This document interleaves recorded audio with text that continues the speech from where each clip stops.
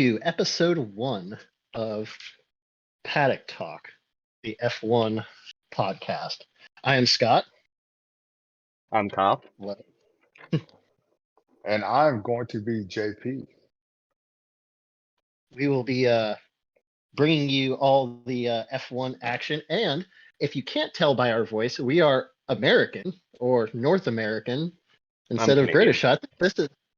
I said North American. Mm-hmm. Hey, we're trying to get our foothold in North America in F1. Gosh darn it.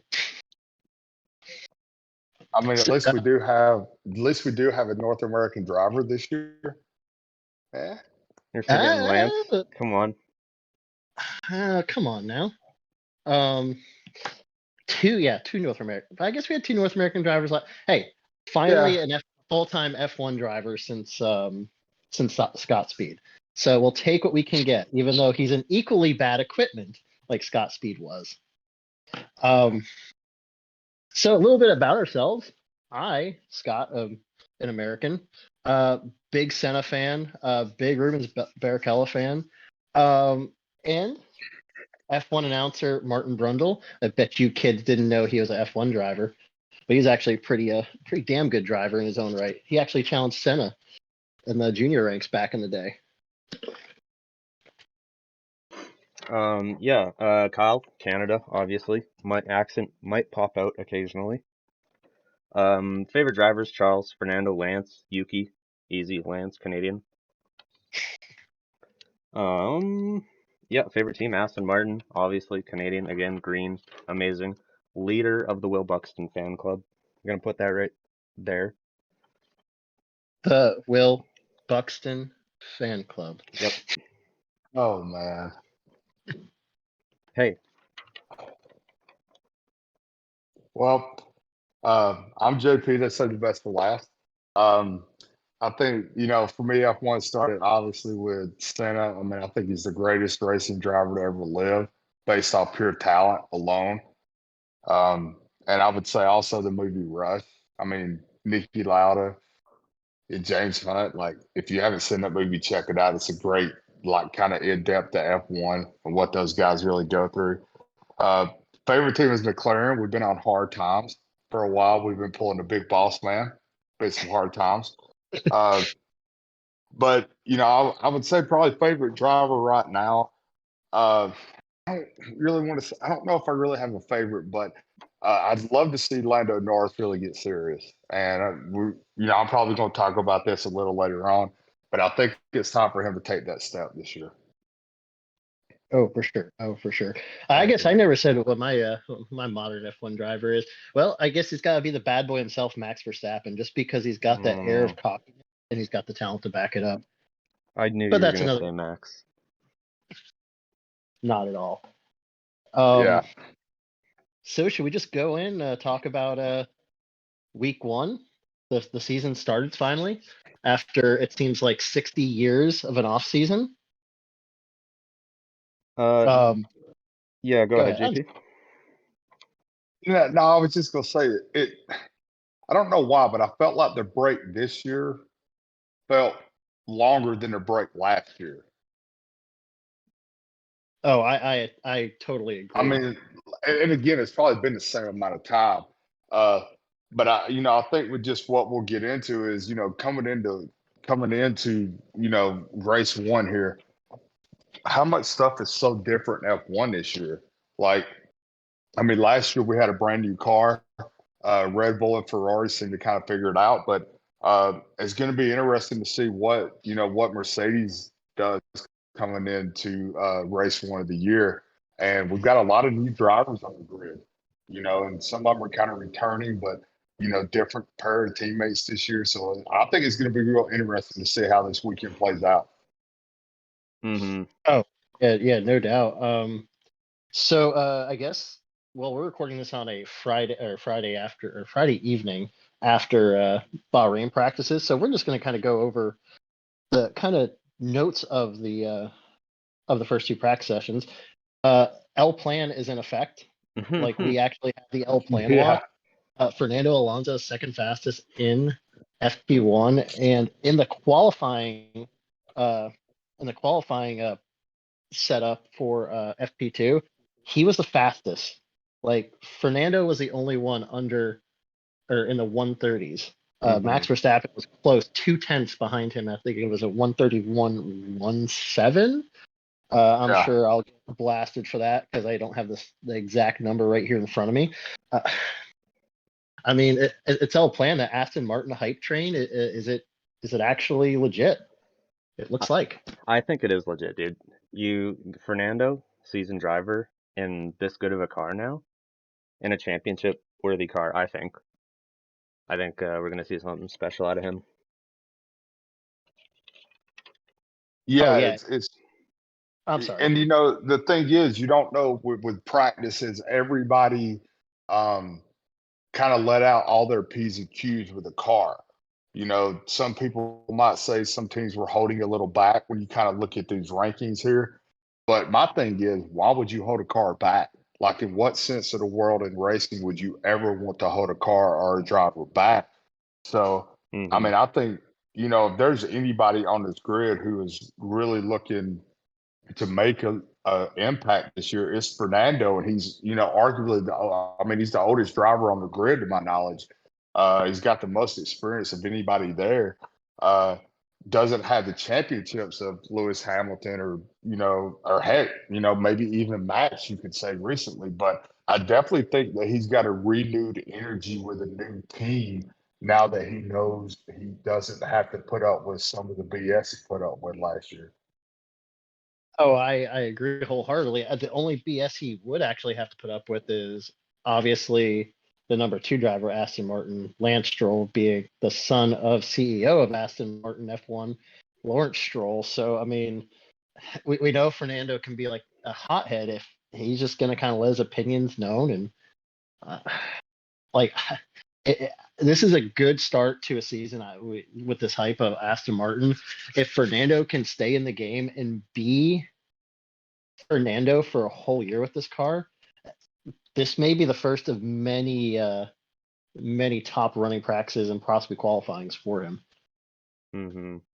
And I think Um, Lance will be right there if his wrist can hold up. if his wrist can hold up and he doesn't yeet it into turn one uh, on the first lap. Yeah, Um, Speaking of Lance coming back from broken, is it broken wrist or broken wrist? We know it was a right wrist, but was the left one affected at all? not from what I heard. Like when I was watching the weekend warm up, they said he had a bandage on his left wrist as well as his right, but they only said his right was broken. They said his left was only nicked up. So, but that could just be them holding their cards close to the chest. Yeah, I could definitely see that with Sir Lancelot, but like I don't know if like is it just me? I just don't think he's going to be able to do this whole race. They showed a clip in I think it was FP2 after his qualifying run. He did a couple laps on mediums, and going into turn one, he had to use his left hand to kind of use the wheel. I mean, it could have been just like one of those. I'm slowing down. I'm gonna just take a break for a second, or is it maybe his wrist isn't 100% because they set some screws into his wrist to help it heal faster and get him into this weekend. Well, I mean, when you think about it, for a lot of people, there'll be two schools of thought with that. Number one, he got some practice in the car on a live racetrack. And when I say live racetrack, yeah, they may not have really been racing, but other cars were on the track. The track was hot. Obviously, the cars were running really well. I mean, I think if you look at it from Aston Martin's standpoint, um, if you think he can go, what you have to lose? If there's even a glimmer of doubt, I would almost say hold him for another week or two, let the wrist fully heal, maybe call in a reserve driver. Because if you miss race one, I don't really think you're that far behind the curve, especially not if Fernando has a strong showing and the cars are good. But I do believe that if I'll dare say if he's 75%, I'm pretty sure the kid's going to try to tough it out. And you got to commend him for that. I mean, even making it to, P1 and P2 with that wrist. But I just think that if you're going to make a decision, I think the sooner the better. But I really think Kyle's right. I think they're going to hold, cards close to the chest, and I think they're really going to see how he does maybe in qualifying and then go from there. I agree. I think if he can't finish qualifying, I think we still see Felipe Drugovich race on Sunday. I think there's a Uh, small chance. well, I think they have to. I think they actually have to pull the plug before qualifying because if I Is it? remember correctly, last year when Mick got hurt in FP3, it was FP2 or FP3 at Saudi Arabia when the first car he destroyed last year. They didn't have the car ready, but Pietro Fittipaldi, who was Haas's reserve driver, couldn't race because I think you have to actually qualify the car to be in the race. So you actually have to do the qualifying. If I can remember what the stipulation was last year, it wasn't that they were cheap and didn't want to put a car out. Is if I think you have to turn a lap in a car or qualify the car to get in. And I want to say I think he had to qualify the car to actually race. So if they pull a plug on Lance, it would have to be tomorrow morning, or it would have to be the early practice session. They'd have to make the Yeah, decision. Quality. but what does turning a lap mean? Does turning a lap mean any practice or just qualifying in the race? Because when you Um, say turn a lap, technically Stroll has turned a lap, so the car could technically be in. But is it about the car turning laps or is it about the driver? I think it's the reserve driver has to. Okay. If maybe I probably should have done my my P's and Q's before I brought this up, but it was something to do with not like getting a lap in. So I think if somebody has to qualify the car, they actually have to. No, I'm sorry. Now I remember correctly. So he has to actually. You can't just have somebody start a car in qualifying because if I remember now, Mick wrecked the car in qualifying. So Okay. Pietro couldn't use or run the race because he didn't run a lap. So you have to run a lap at least in qualifying to race. So they can't just. Okay. Mm. So so that was it. So I guess the way around that would have been they would have had to have him run a lap and say P2 or run a couple of laps and practice two just to say, oh, he turned a lap. Is that what you're saying? No, he had to actually run a lap in qualifying. Like you actually have to run a Okay. lap. Okay. So Well, because but now not but now could you still do that? Because could you put Lance out there for say 2 or 3 laps in qualifying? If it doesn't feel right, couldn't you then swap him out as long as you meet the cutoff between P3, P2, P1? you could, but man, Or Q3, Q2, Q1, excuse me. that's a hell of a swap because you're switching pedal settings, you have to switch a seat out, which they're pre-molded now, so it's pretty much just finding the seat and But bolting but it in. But but it's a I'm lot saying to but I'm driver. saying if it just come into it just for him to make the race, even if he didn't qualify high, you could still just maybe put him in even with Lance's stuff, just like, hey, take it easy. We're just trying to get the car in. I guess that's the point that I'm making if push came to shove. If push come to shove, they could, but then you got to realize they can't work on the car after they qualify. So it'd have to be ready because Gotcha. our Ermac. Gotcha. So I you forgot they about can't, that. yeah, they can't touch the car um unless Unless it's it's like a slight wing change, something to that nature. But or they an can't. engine failure. I think it has to be like catastrophic. Yeah, or if they touch the car, they have to start from pit road. That's when you see cars Gotcha. starting in pit road when they have to do massive changes on the start. But that's what I'm saying. I mean, even if you started from pit road just to get the car out there, you know what I mean? I guess I'm just looking at it from the prospect of them running the car.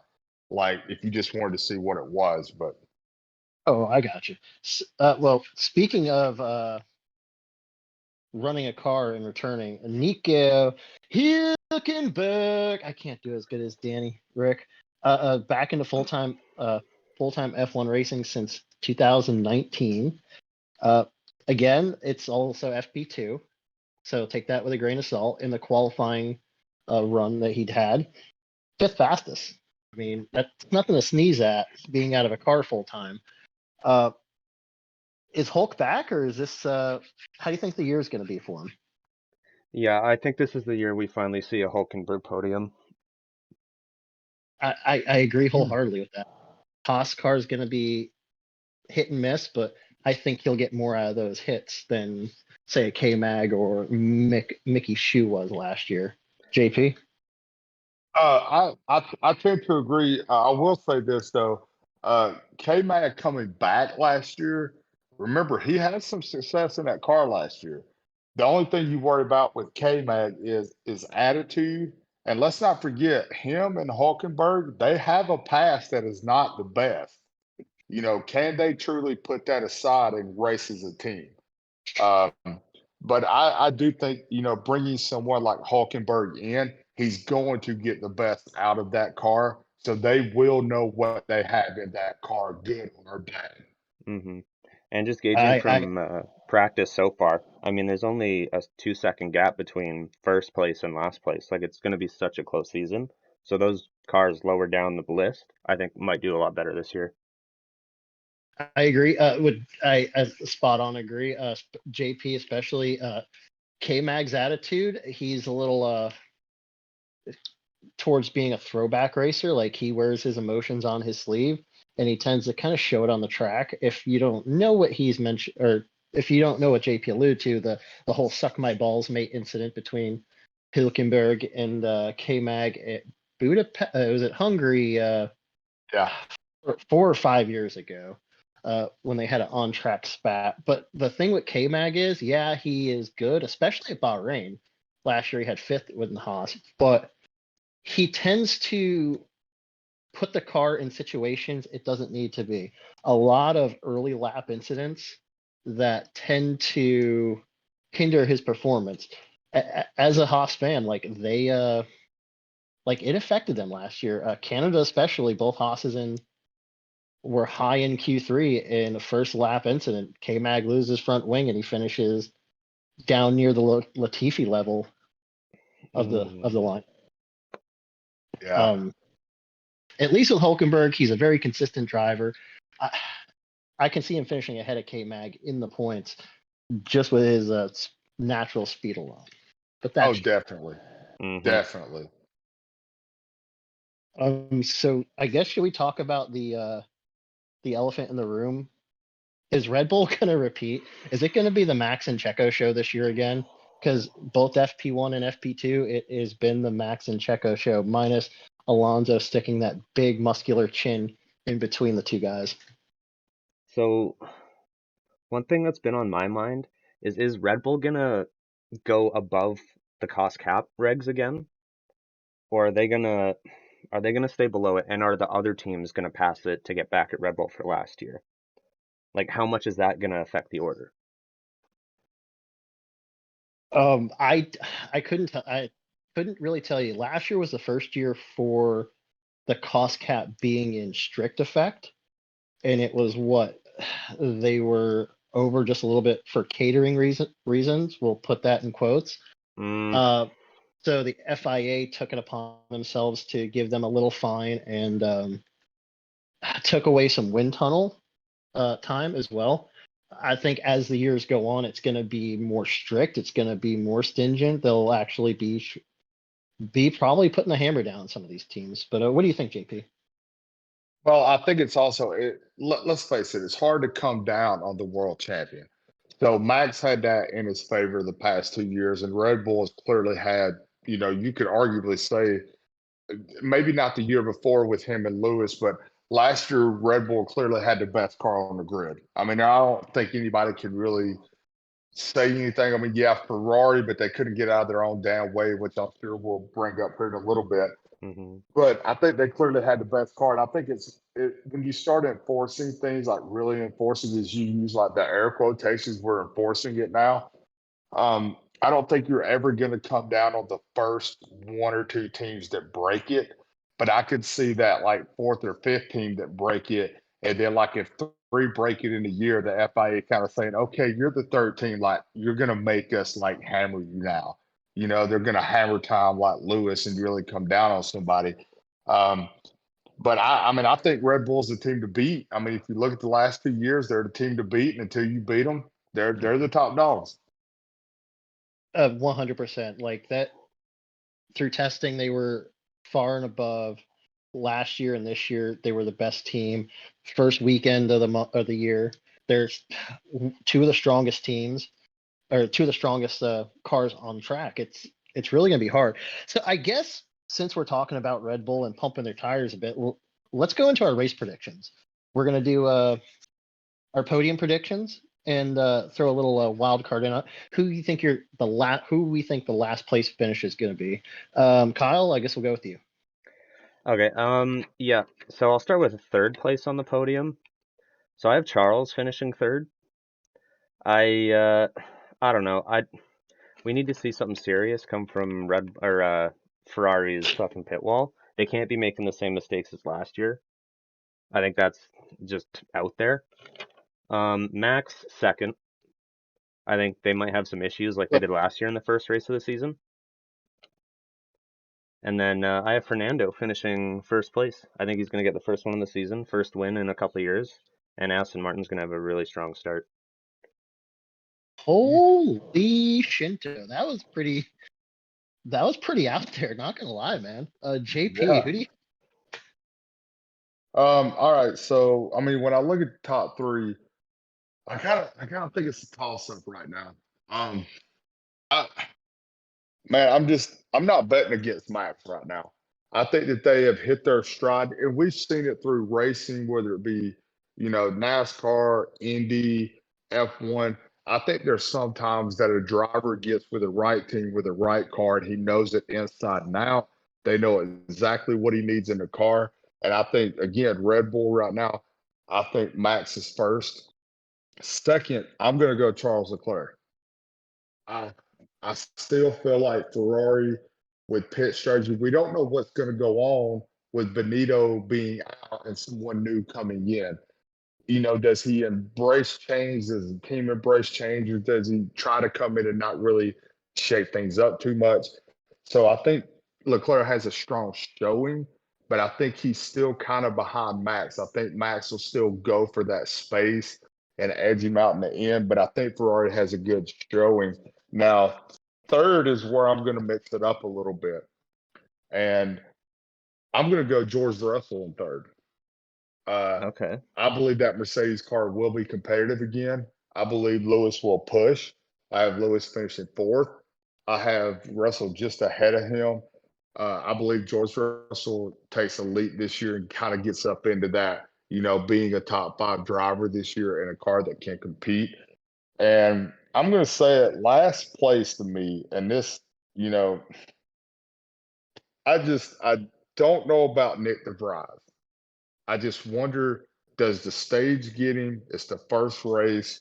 Does he push the AlphaTauri a little too much? Does he maybe, clip somebody coming into a corner? But, just another name we're going to see this year in F1. But yeah, top 3, I'm going Max, Leclerc, and then I'm going to go Russell. that's a good one. Mine, I think I would go with as Kyle's people would say, the hat trick.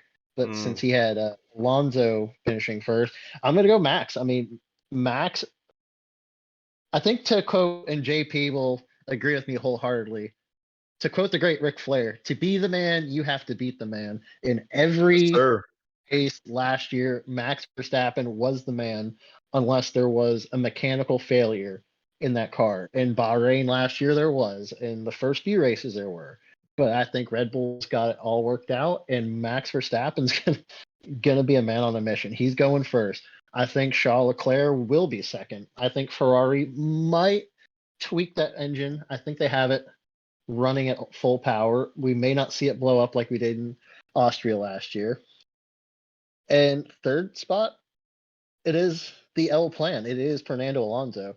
I think with his experience in that Aston Martin, if it is as good as advertised, I think he's going to be a strong contender for the podium. I think he's going to go third.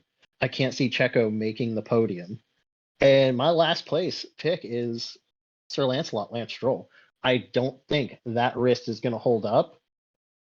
I don't think that wrist is going to hold up the whole race unless there's a big melee on lap one, turn one. I see Lance pulling or parking the car after 20, 30 laps, but that's just my opinion. Yeah. hmm I forgot to get a last place in, so I'm gonna throw Lando in there for my last place finish. Too much negativity coming out about that car, so I think Yeah. his car might shut down first race. And You know, you Lando, know, oh, sorry, I'm go ahead, JP. no, I was gonna say their car reminds me coming into the year of the Mercedes car last year. All the negativity about the porpoising and everything else. McLaren reminds me of that last year. Mercedes went through it the first, what, 4 or 5 races last year. Until the Canadian GP when we had that famous line from Christian Horner in Drive to Survive. Fix your fucking car, man. Like, Yep. I, Yeah. exactly. I'm sorry. Go ahead, JP. No, I was just saying I agree. I think McLaren's coming in a little behind the curve with the car this year, which is surprising because Lando wasn't terrible last year. I'm not going to say he was great, but he wasn't terrible. And the car wasn't like a last place car. It was the middle of the pack. But yeah, I definitely see them having some problems to start the year with the car. I can see Lando being that trying to make up as many positions as he can. Yeah, I could see that happen. I can see him try to nose bomb it or dive bomb it into a turn and taking out a car or two. hmm Now the race predictions are over. Let's do our season predictions. We're just going to kind of do 1 through 5, what we see, who we see going to be the world champion and and a little bit lower, and throw in a couple little wild cards. Kyle, do you want to lead us off? Yeah, so I think no surprise here. I have Max Verstappen winning the world championship again. I think I know, shocker, right? He's just too good of a driver. Fernando Alonso, I have finishing second. Aston Martin, again, we keep repeating it, just too impressive with him in it, I think. I think it'll be a lot closer, though, of a championship than last year. I have Charles finishing third, Carlos finishing fourth, because I think Ferrari is going to learn from some of those mistakes they made last year, but still just not quite be there yet. And then I have George finishing fifth in the championship, because he was impressive last year in a Mercedes that wasn't very impressive. That's very interesting. Top 5. JP, what's yours? All right, so I'm going to go opposite. I'm going to not sound like the broken record here because Matt's getting a lot of love. I believe halfway through the season, Charles Leclerc and Ferrari figured this thing out. Got a new pit boss sitting there, new team principal. I think they're going to make some changes through the year, and I'm actually going to have him nudge Max out. Max is finished second, but I believe this is going to go down as I brought up earlier. The great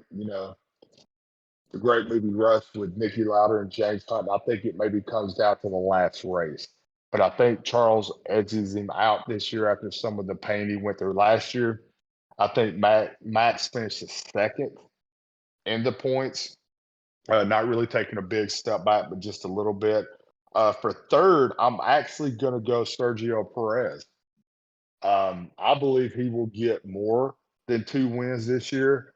I see him getting maybe 3 or 4 wins, and maybe Max finishing second and still being in that running for the world championship. And then fourth, I'm going to go Lonzo. I think it's top 5 or bust for Aston Martin this year. And Kyle is singing the praises, and the car looks good right now. So I'm going to go fourth with him, and then fifth, I agree with Kyle. I'm going to go George Russell. George Russell to me is the heir apparent to Lewis Hamilton at Mercedes, and he proved it last year. And if 100%. they get that car right, he's got a chance to compete because he will drive that car. Interesting. Wow. Makes my top 5 look like white bread because, like I said before, my number 1, to quote the great Ric Flair, to be the man, you have to beat the Yeah. man. And Max Verstappen is the man. That Red Bull is in a league of its own. and Max Verstappen is one of the best pure driving talents in F1 right now. But those two combinations, it could be set up for a Vettel-esque run with driver and constructors championships. Now, second, I do have Charles Leclerc because I think Ferrari will figure it out a little bit. Yes, they screw up a lot. And Matteo Binotto's gone. We got Frederick Vasseur, who was with Alfa Romeo the last few years. He is a very competent team boss, and I think he will get Ferrari working like a team. I think they'll prioritize themselves and get the cars running properly. I have Checo third, but this is kind of like my question mark third because I want to see how him and Max work this year.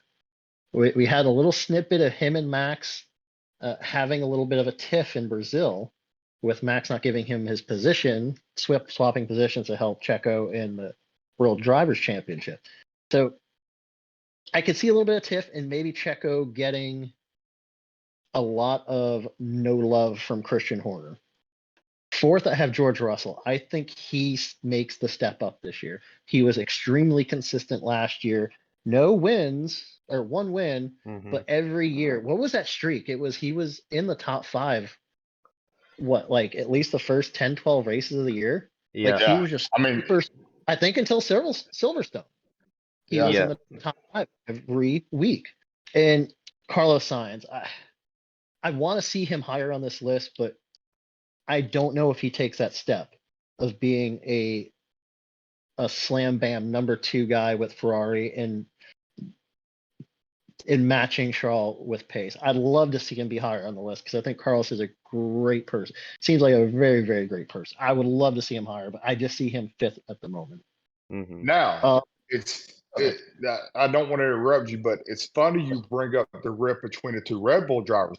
Because remember the rip between Sainz and Leclerc last year when Sainz won that race, when Ferrari screwed up the pit strategy and pitted him instead of Charles.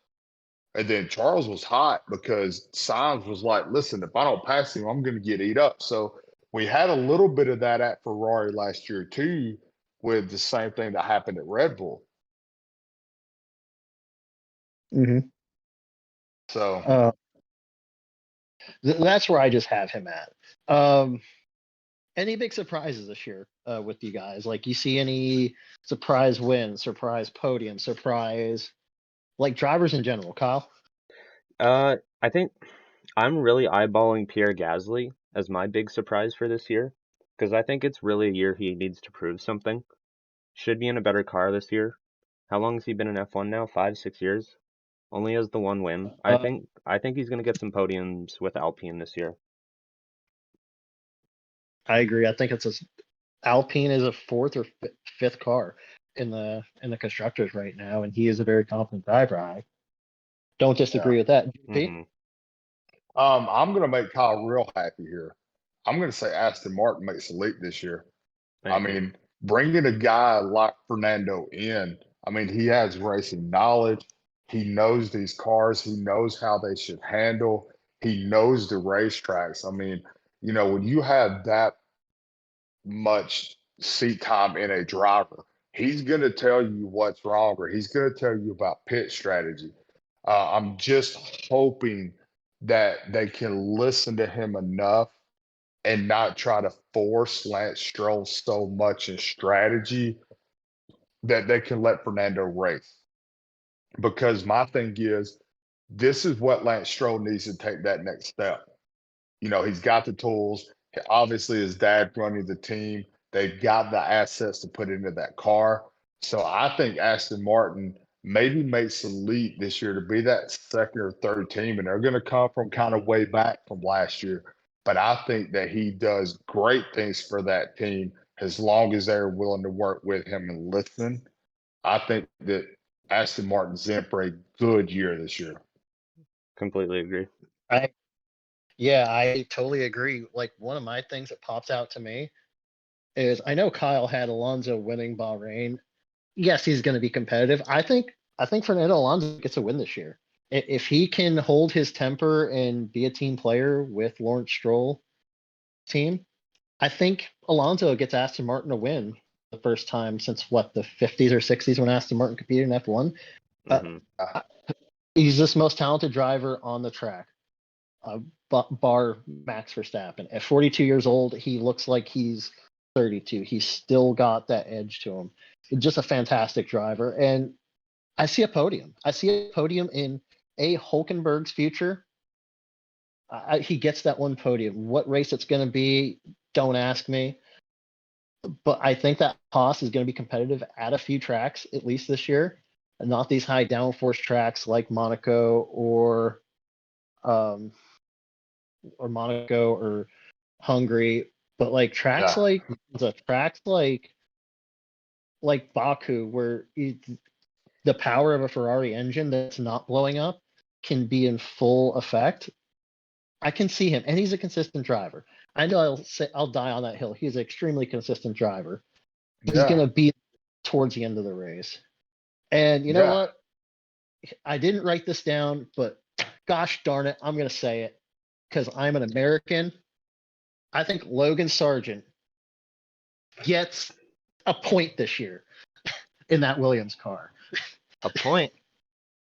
A point. I mean, if you look at it, brand new to F1, the Williams car is the 10th best car. And by 10th best car, it's like 9th AlphaTauri. And then go down about 50 stories. And then there's a Williams car. I think he'll get a point. I think he'll get points this year.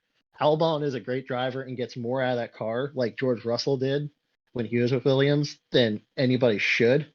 But I just think Logan Sargent being brand new to F1, I think he's gonna get a point in the Williams. Like, I'm stoked about it because a lot of people have Logan Sargent finishing last in the in prediction models, 20th position, but I can see him getting points this year, whether it's a point or multiple. I want to see it. But so that's my wild prediction. I'm sure I'll get roasted for it too as well. Well, Do you guys have? Sorry. the Go only ahead. thing I'm going to say for that, he's going to finish 19th because I'm just going to go ahead and tell you he's going to beat his teammate because his teammate's too worried about dyeing his hair or some other stuff that's going Mhm. on than he is racing that car and getting the most out of it. I mean, I'm not saying he's a bad guy, but like, come on, this dude shows up and it's clearly they're like, oh, what color you dyed your hair? I'm like, that's what you're asking this guy? Like, really? Like, he's supposed to go out here like compete in like a freaking gladiator coliseum in a car, and you're worried about what color his hair is. But I do agree. I do think that he'll get points. And I could see it being a race where, say, Red Bull or Ferrari both lose a car to engine failures or something, and then he just like sneaks up into that top 10 or sneaks up into that top 8. But I do think that if he wants to make it at F1, this is going to tell a lot of the bigger teams how he reacts being in that car, even if they know it's a lesser car. Because, like you just said, George Russell proved to Mercedes that he could do it in a Williams car, that he could get something out of that car. Absolutely. 100% guaranteed. Yeah, yeah, I agree. That whole Albon dyeing his hair, what was it? Red, blonde. I think there was a couple other Yeah. colors. Like, yo, if you want to be Ric Flair, just keep it blonde, throw the four fingers up and say woo, okay? But I'll say he's a perfect driver for that team though, because he brings an element of his nationality and his personality to a Williams team that doesn't always have a lot to talk about. So I do think that he's a good fit for them. And having a guy like Sargent who can maybe come in and just be a little more just about racing, I think you're right. It does maybe help that team get a little bit of something this year. Wholeheartedly agree. Williams actually brought in a driver who's not a paid driver. Sorry, Kyle, again. Well, But the last few years, it's been paid drivers in that second seat for Williams, whether it be Stroll or the GOAT himself, Nicholas Latifi, who, yes, have the credibility of being an F1 driver and have junior series success. But Logan Sargent, he's going to be the second driver, and he got there on talent alone. Yeah. Like I said, I think he's going to turn some heads this year. He doesn't have to, but I think one or two races this year, he's going to show why he deserves to be an F1. So, before we wrap up or anything, I want to ask, what went wrong for Mick Schumacher last year? Was it the car? Is it him? Like, what are y'all's thoughts on Mick Schumacher? Because I'll be honest, I know he was in a Haas car, but I didn't see a lot out of him. I mean, K-Mag came back into that car and actually started on the pole for a race after being out of a car for 2 or 3 years. I, That's a good question, man. Kyle, I go ahead. I think the pressure of the last name has to contribute somewhat. I think just Yes. that pressure to perform in F1 and just the crashes, maybe like the consistent crashes throughout the season, just being in a little too over his head, I think. Yeah, to expound upon your with your saying, Kyle, the crash is definitely. I honestly think it was the car. More along the lines, K Mag was used to Haas. He was used to overperforming in a underperforming car. Um, but I mean, Mick had some shimmers of good races, like we saw in Canada. He got into Q3 in a rain laden qualifying. I mean, that is when you show your racing talent is in the rain. Yeah. Like we've seen Mick's father, Michael, or Ayrton Senna. When you perform in the rain, that's where you shine. That's where you show you have throttle control. That's where you show your driving ability. I just think the pressure of being in a Haas car and trying to move up, him losing his Ferrari Academy backing didn't help at all. And honestly, K Mag, yeah, did overperform in that car, but it was only with that Bahrain finish and I think one more. And then after that, I mean, he kind of fell towards Mick's level where Mick kind of picked up towards the end. He was consistent. He did try. Yeah, he did have a couple run-ins, but he was trying. He was trying to push that car over the edge. And like they say in racing, you're on a knife edge and you can either go over or stay at that edge. And I think a year as a Mercedes test driver, reserve driver, getting reps and quality equipment will boost his confidence. And I think in a year or two, we may say that Haas screwed up letting Mick go. They should have kept with him and boosted his confidence. Anything else to expound upon? I mean, I think for me, again, I think you're right. I think he's got some talent. And I do agree with Kyle that that's a huge last name. I mean, that's almost like having the last name Manning in the NFL or Marino, like kind of taking it to an American sports analogy. Like, you walk on campus and you're Dan Marino's son, everybody's like, well, you're probably going to win a Heisman or you're going to be a top 10 pick. And I think Mercedes with the people that are there with George Russell, with a Lewis Hamilton, with Toto Wolff, like think about being around those people for a year, even if you're not in a car. Like getting in a simulator with them, you know what I mean? Like just being around that culture, I think could do more good for him than he could ever realize. Yeah, Uh, one I think his time at 100%. Mercedes will be great for him. Yeah, and Yeah, like, 'cause sorry, go ahead. well, no, but I was gonna say, think in 2 or 3 years, we're projecting Lewis Hamilton probably in 2 or 3 years. You know what I mean? He probably starts to maybe walk away. Could you imagine still having George Russell kind of be young, coming to his own? And then if you could groom Mick Schumacher to come in and take that other seat, I I th- mean, I hey, think I think that's the plan. I think so too, unless the rumor and innuendos when Alfa Romero become Audi and they go with the all German lineup of Mick Schumacher and Sebastian Vettel. Yeah, I'll Hmm. die on that conspiracy theory hill. You can't go wrong learning under Toto Wolff. You can't go wrong being around a George Russell or a Lewis Hamilton. There's no loss there. No. At no, Haas, you're just part of lesser a lesser Ferrari cluster. I mean, Gunther Steiner he's a great team principal, but the team doesn't put money into a problem to try to fix a car.